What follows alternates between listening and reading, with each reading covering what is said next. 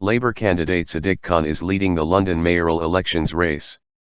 After all 14 declarations, he leads Conservative Zac Goldsmith, but as he does not have 50% of the total vote, second preferences are being counted.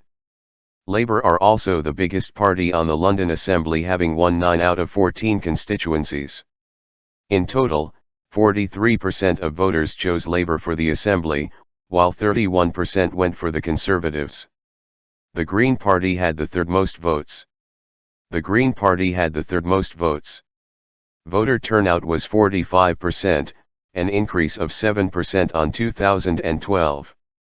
All the boroughs were the same as the last election, other than Merton and Wandsworth, which Labour gained from the Conservatives.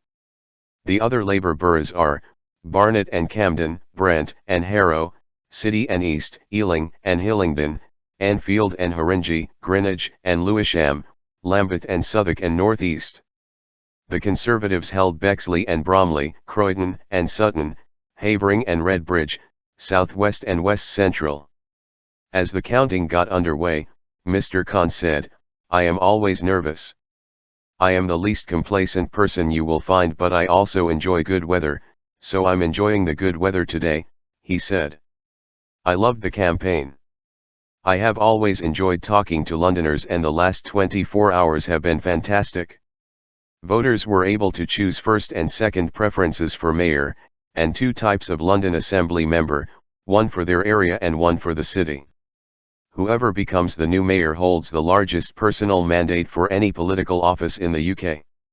The victor will succeed Boris Johnson, who defeated Ken Livingstone. The mayor has control over 4 major policy areas in London: transport, policing, environment, and housing and planning, and the London Assembly scrutinises the mayor's policies. The Assembly must also be consulted over the Greater London Authority budget. It can reject mayoral policies or amend the draft budget if 2/3 of its members agree to do so. Speaking in Sheffield, Labour leader Jeremy Corbyn said Tory candidate Mr. Goldsmith had engaged in a smear campaign in trying to link Mr. Khan to extremists, and this had helped Labour. "This vile campaign run by the Tories, the way they've tried to smear Sadiq Khan, the methods they've used and the language they've used, has had a very big effect in exactly the way they didn't want. So many people are just revolted by what was said about Sadiq yesterday. They came out and voted for us." His comments come after senior Conservative London politician Andrew Boff criticised the party's mayoral campaign for seeking to link Mr. Khan to extremists. "I was supportive of the whole campaign apart from one element, and that one was where it seemed to attribute radical tendencies to people of orthodox religious views. I think that is a complete misunderstanding of the patchwork of faiths there are in London, and has the potential to alienate people." Apology for Barnet voters.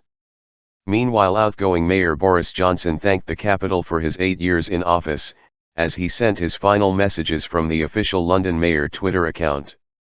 He tweeted, "It's time to sign off from City Hall. It's been the most amazing privilege to be your mayor."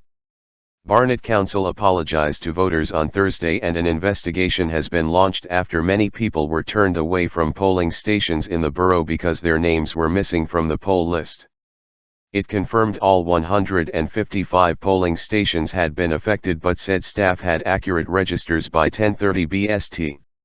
Voters whose names were missing had been allowed to apply for an emergency proxy vote.